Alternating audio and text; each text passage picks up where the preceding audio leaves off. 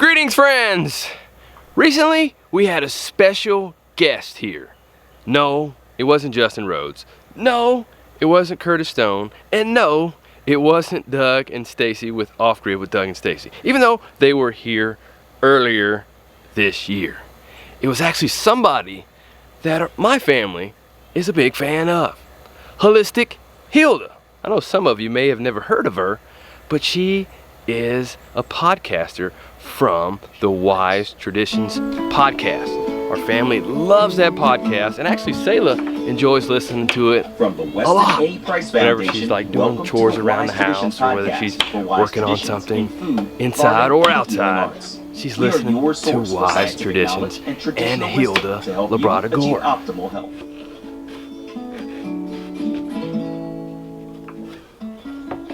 Hey, Hilda here. Censorship is the removal of the most intimate rights of citizens of any country. It takes away the access to information and the freedom to express thoughts and opinions freely. And while Hilda was here, we showed her around our homestead. She had the opportunity to hold some ducklings and some chicks. We also showed her our goats, as well as our garden, as well as inside of our house, our yurt. And while we were here, had the opportunity to just sit down and chat with Hilda about a number of things. And here is our chat. Greetings, friends. I am here today with Hilda Labrada Gore from the Wise Traditions podcast. Welcome, Hilda. Thank you. Oh my gosh, you guys, I only know Mike virtually. You know how it is. You know how it is because you're fans of his. And now here I am for the first time on his farm meeting his family. I'm so excited. Thank you very much for coming. It's such an honor. We hear your voice constantly. I know that sounds crazy and weird. I know, it's weird. But I watched you too. I've seen his house. I'm like, this looks familiar, you know, so I get you. So it's so nice to see you in person and to be able to touch, and it's just really neat. So I know, thank you very much for coming out. My pleasure. I'm so excited. So a lot of people watching may not know about you, so I wanted to give you an opportunity to share who you are, what you do.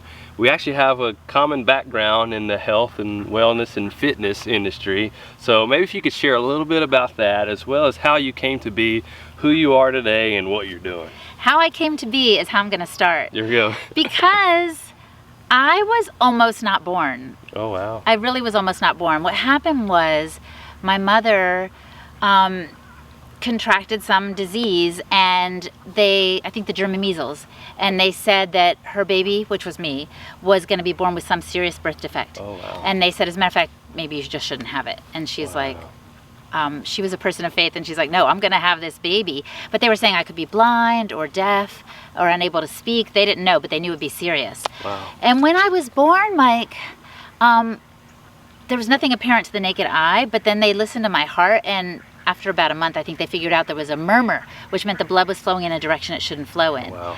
And so then they started studying me, and they're like, oh my gosh, she's not going to live very long. We have to do open heart surgery. So it was a very complicated, shaky start to my life. Wow. But after the age of 9, they did perform open heart surgery on me. I have this huge scar on my chest.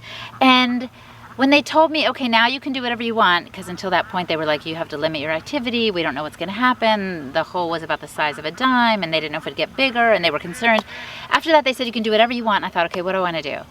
I want to live my best life ever. So I never drank, I never did drugs. I was like, I want to honor this body, and thank God who gave it to me, you know? Yeah. And so that's what I set out to do. And I started out like you. I was just like all about fitness, teaching fitness classes. I was like, let's just work out and be strong. It doesn't matter what you eat, just stay strong. But a dear friend of mine got sick with chronic fatigue, and the doctors had no answers for her. And she's like, I don't know what to do. So she started changing her diet, and she met Sally Fallon Morell at a health fair at the Weston, what was like a Weston A Price Foundation event. And so my friend was like, wow, this lady's older, but she's glowing with health. I want what she has. I'm going to try to eat her way, which is the Wise Traditions way. And so basically, to make a long story short, my friend started telling me it does matter what you put in your bodies. And I was thinking, of course, I don't know how I didn't see it before. If I want to be strong, I've got to put the right fuel in my body. It's like in the car. You can't put diesel gasoline when it needs to run on the regular kind, you know? So I started eating differently and just more whole real foods, you know, like butter and meat and regular vegetables and stuff, and not all the packaged stuff.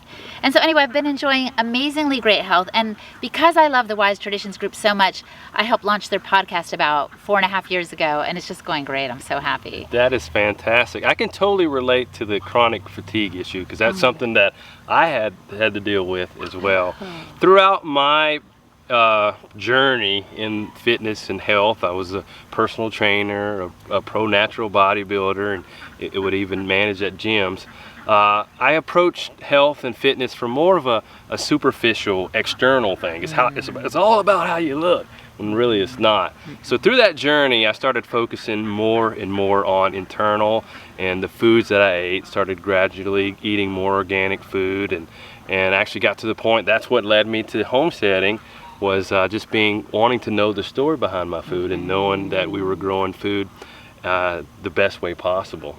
And that journey continued on, and then here recently, the past, I don't know, year and a half, we came across Weston A Price, and learning about the principles there, and hearing the Wise Tradition podcast has really enhanced our learning about the health principles and what our bodies really needs, and it's been exciting to that. And how did you get connected with how did you become to be the host of the Wise Traditions podcast? It's a crazy story. I can't believe it myself. I'm like, how did this happen? I love them. I found out about them through my friend, and you know, Sally Fallon-Morell's the head of it, and so I was like, oh, I guess I should become a member, you know, which you just pay like $40 a year, and you get their little journal and stuff. But I get the journal, and I was like, this is too deep for me. I was like, this scientific stuff, because they really talk about ancestral wisdom, but they back it with modern science. So they explain, for example, if you would say, you know, kale should be cooked to really be more bioavailable, all the nutrients in it and stuff. So they won't just tell you that, and that's what ancestors did, but they will say, here is why scientifically. So the journal was a little too difficult for me to grasp. And so I got to go on their behalf and represent them in Kenya, which was amazing. I just kind of was the first one to raise my hand when they said they wanted volunteers to go there. And so I ended up in this little remote Maasai village called Oithi on the border of Tanzania. And I literally was in this room, Mike, with all these women in their traditional garb. Oh, wow. And I know, I was like, oh my gosh, of course they didn't speak English, but I had a translator. And the beauty of what I was telling them, get this, I wasn't saying, you need to eat my way. I was saying, you need to eat your way. And I explained Dr. Price's research, how he found that indigenous people all around the world who were eating their traditional diets were hale and hearty, fertile and strong, and optimistic. And so it was so cool, because after I spoke with them, I went around the village, I spoke with different people, with a translator again. I went back the next year, and they had begun to return to their traditional practices. Wow, that's fantastic. I know, they were like farming the land and going back to eating, you know, meat and milk and blood and stuff that they have as their traditions. And they were trying to leave behind the chai tea and the white bread and all the stuff that had come in, as Dr. Price calls it, the displacing foods of modern commerce. Because even in this very remote village, they had Coca-Cola. You know what I mean? They had chai tea, they had all these things. So they were starting to move away from that, realizing it was doing them damage. So it's just, when I came back from that trip, to answer your question, I realized there are stories out there that need to get out to people. So I said to the foundation, I said, could I host your show?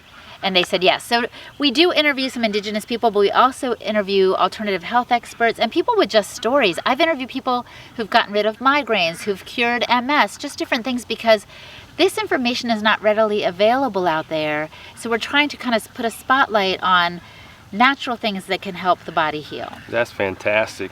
Throughout my experience, I've learned that some of the things that stand the test of time are really the principles that we need to hang on to. Even things like supplements or fad diets that are just coming on the scenes. Those things have not stood the test of time and aren't really reliable, but it's the ancestral things, the things that have been around for a while, that really is what works. Yeah, it is. It's what works. And the stuff on the shelves, let's say you decide, okay, I keep getting a cold, or it's allergy season, I have to get my allergy meds. You're going to just be taking that again and again and again. Do you see how that's not resolving the issue? Exactly right. You know, and I'm not saying I know all the answers for allergies. I don't have allergies, but I've heard that it has to do with actually eating honey from the bees that's local to your environment, because they're pollinating and giving you what you need to help your body build an immunity to the allergy or the allergic response. So anyway, I think it's fascinating, and the wise traditions thing resonates with me as well, because I am a Christian, and I do believe that those who have walked in wisdom before us have much to offer. This is why I read the Bible. You know, I like to look to ancient ways, and I'm like, that makes sense, and it also isn't going to cost me an arm and a leg. Exactly right. I think far too often we feel like we're so advanced, whether it be with technology or with knowledge, and I think we do it in an arrogant way, but we really need to humble ourselves and look back to our ancestors and the people who lived before us, because there's so much wisdom that we can learn in every area of life. Absolutely. And it's pretty amazing. Now, as far as basic health principles from the Weston A prize that you feel everyone could benefit from, what are some of those that you would be willing to share with us here today? Oh, it's such a good question.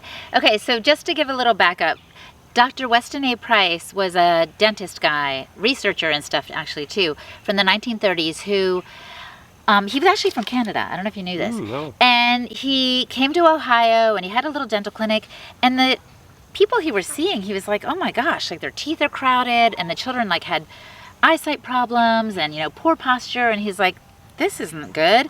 And at the same time as he was treating these kids in his clinic, he would get National Geographic magazine, and he was like, oh my gosh, the people in here look amazing. You know, they looked hale and hearty, great teeth. He was always noticing the teeth thing too.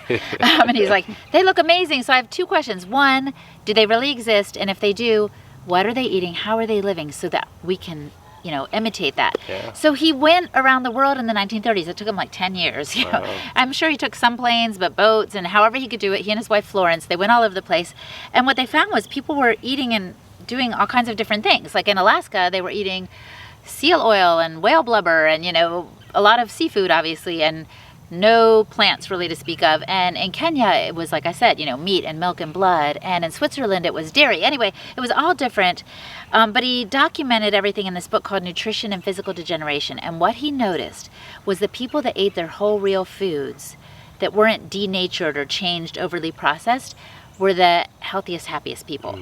And then, because he was able to see these indigenous people that were isolated from modern groups, and then he saw some that had had the Western influence, and inevitably their children, their faces would be more narrow, they would have the crowding of the teeth, the poor behavior, the lack of, you know, good vision and hearing, and all the things that go with it. So he noticed this, and he made documents of it, like I said. So in sum, the Weston A. Price Foundation was based on the work of Dr. Price, and they came up with 11 principles that all of the indigenous people groups had in common around the world that are kind of principles for healthy living. So what are some of the basic principles from Weston A. Price? Because I know one of the things that he was setting out for originally was to try to find a plant-based diet somewhere in our ancestral past. Is that correct? Well, he was hoping he would find that. Okay. He was hoping, but he did not. Okay. And actually, he said it was his greatest disappointment that he didn't find a society that was based on a plant-based diet.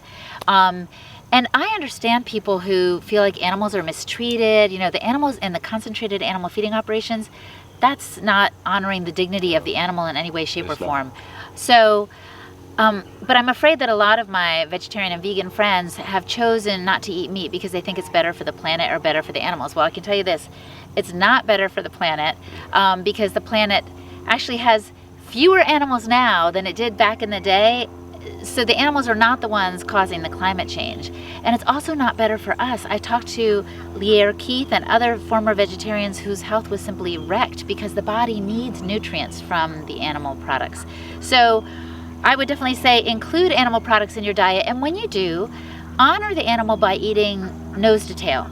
And what I mean by that is, you know, if you just go to the grocery store and buy chicken breasts, that's okay, but what happened to the rest of the chicken, you know what I mean? Yeah. So you're better off buying a whole chicken from a local farmer and, you know, cooking it, maybe roasting it, and then you can use the bones for broth another night, and then you can have tacos another night. Like, extend it and use the inside of the chicken and make pate with the chicken livers, or just saute them or whatever. Like, the indigenous people around the world that were so hale and hearty included organ meats in their diet, and they definitely honored the whole animal. So that's one thing I would suggest: include animal products, honor the whole animal. And the other thing I would say is something I alluded to earlier, is that we need to avoid overly processed and denatured foods. And what I mean by that is avoid just buying a bag of potato chips off the shelf. Make potato chips. You'll save money, number one, and you're going to know the quality of the ingredients when you're working with organic potatoes and lard and all the real good stuff, because when they process it, they include preservatives. And I don't know if you know this, I just learned this recently.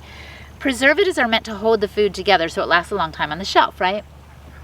Then when it goes into your body, the preservatives are trying to hold it together while your digestive system is trying to break it apart so that you can get what you need from it. So there's kind of like a little battle going on. So you don't want to eat food with a lot of preservatives. You want to eat food that's more natural and whole and real. And yes, you need to eat it before it goes bad. But that means it's a real food that's going to really nourish you deeply. So those are the two things I would suggest right off the bat. I know for me personally, I've tried a number of diets throughout the years. And a vegan diet was actually one of the ones that I tried. And for me personally, when I went on that diet, I felt like my hormones started going crazy in a negative way. And I realized after some time that this is not the diet for me. I really need a diet with animal products and animal fat in it. So what do you mean? Like what happened when the hormones were going crazy? It just felt like my energy was all over the place. It just felt like a number of things. I felt like my workouts and exercising was not the same. I just felt like there was a reduction in strength. It just felt like my body is not responding well to this. And at the same, on the other end of the scale, I've done a bodybuilding diet where it was like you just eat lean, protein, that's it. Low fat, low salt, and I felt like that diet, yes, it helped me. But then at the same time, I really felt like my mind, like my thoughts were not really clear that I needed some animal fat. So it's like, yes, I needed animal products, but I also need good fat as well. Yes, and I'm not surprised by your experience, because when I've interviewed experts on this topic, they said, first of all, that our ancestors included a good deal of fat in the diet, more than probably most of us take in, and that fat is essential for proper brain function. So I'm not surprised at all that that happened to you. And I think it's important too, if people want to experiment, it's not like I'm like laying down the law, you must eat this. Obviously, like I said, the people all over the world that Dr. Price studied ate differently, but pay attention to how your body is responding. And that's going to be a good indicator of what you should be eating. And heed that intuition. And if you're craving meat, eat it. That's right, that's right.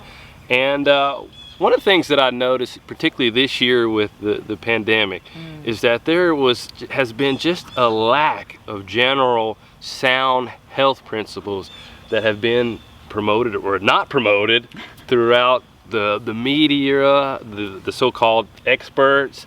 And it's so refreshing to have resources like the Weston A. Price and the Wise Traditions.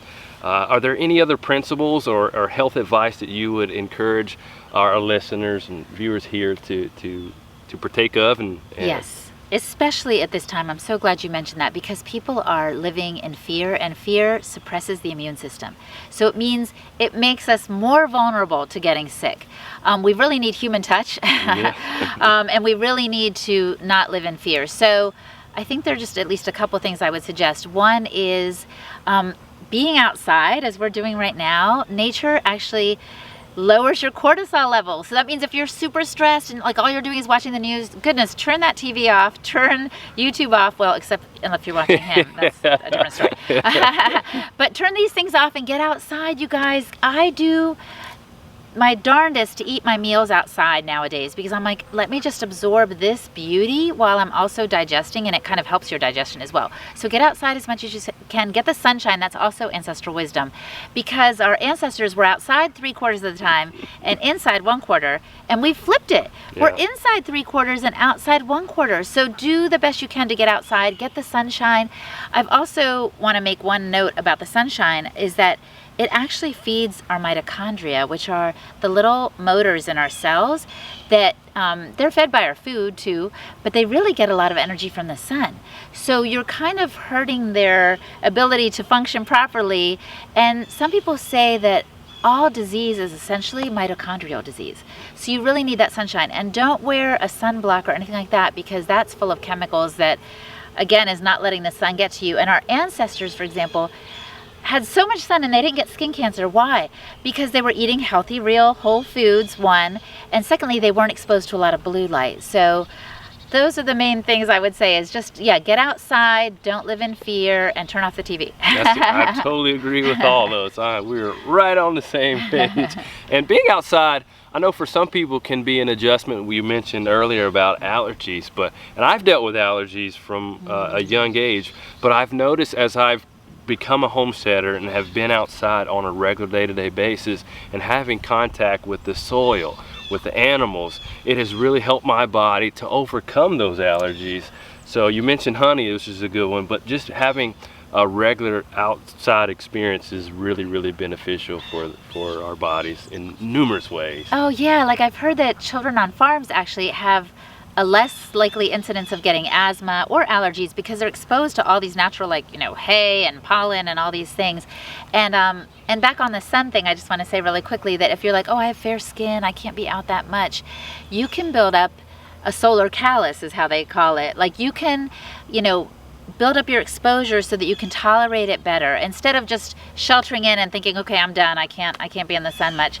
If you get the sunrise sun, for example, it doesn't have the strong UVA, UVB light that comes later in the day, and that can help protect you from when you do get those strong waves later. So play around with your sunlight exposure. That's fantastic. Just a couple fun questions to ask you. One is, since I was a bodybuilder, and I know of a bodybuilder named Lee Labrada. Any chance you were related to him at all? Yes, my father thinks we are related. Oh wow, that's pretty neat. Labrada is not a very common last name. My father's from Cuba, and I think we have antecedents from Spain, so I bet we are related. That is so Don't I interesting. look like him? There we go, I like that. Let me just do a few dips so you can see.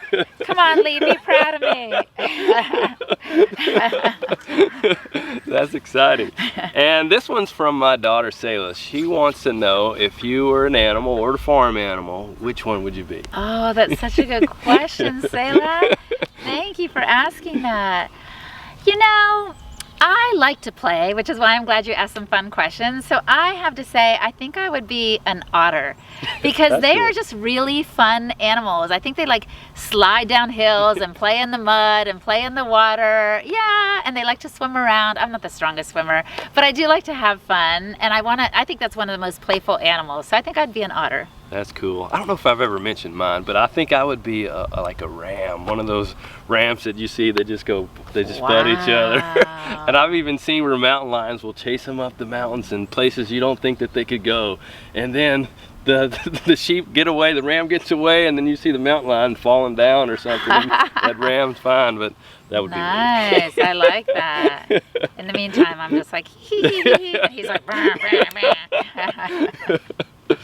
Another question is, so you have a Cuban background. Yes. So what would be, not that it has to be a Cuban meal, but what would be your favorite dish, or what is one of your favorite dishes? Oh, I'm so glad you asked that. It actually is a Cuban dish that I make. It's called picadillo. Ooh. And it's like ground beef, but you just brown it and keep the fat in it. Again, the fat is so good. You add some tomato sauce and like olives and raisins, and then potatoes that you've boiled, and you chop them up and stick them in. And it's almost like taco meat, but it just tastes so good. And if you have garlic and onion, of course, that needs to be in there too. But it's just one of my favorite dishes. You can serve it over rice with an egg or beans on the side.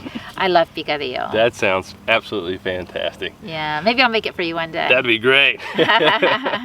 Well, Hilda, for those people who are viewers that would like to follow you and what you're doing, you also have your own YouTube channel. Yes. And you have a number of guests, of experts from all across the realm of health, farming, and whatever else on your channel. You've had Joel on there. All kinds of stuff. I've been to Australia, so I have some stories there from my Aboriginal friends there. I think I tried to make some like full-length, you know, not really documentary, but 20-minute documentary things about the experience there, because there is so much wisdom to explore. And I know right now we're in a limited time, you know, we're limited in terms of what we can do, but I just want to keep exploring and learning. So that's why I pick every expert's brain that I can, and I come visit farmer friends, because I know that Mike knows things that I don't know, and I try to share it where I can. So you can find me at Holistic Hilda on YouTube, and on Instagram I'm Holistic Hilda, and the podcast that I host and produce is called Wise Traditions. You definitely have to check that out.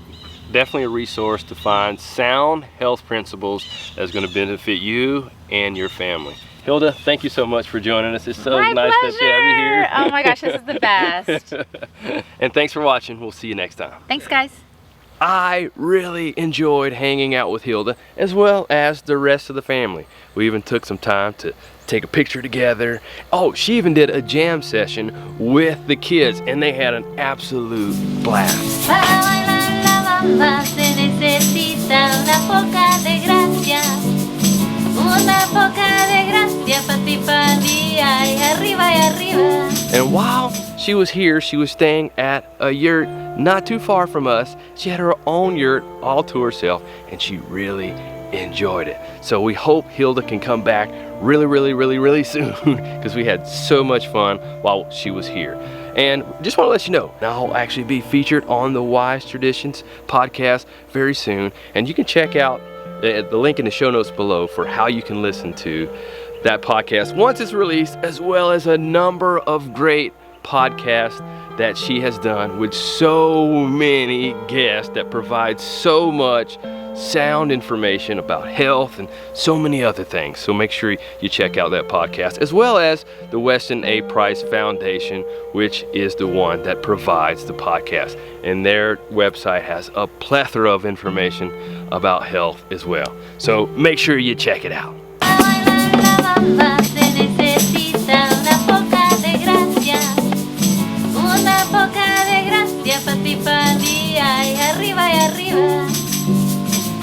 Arriba y arriba y arriba iré.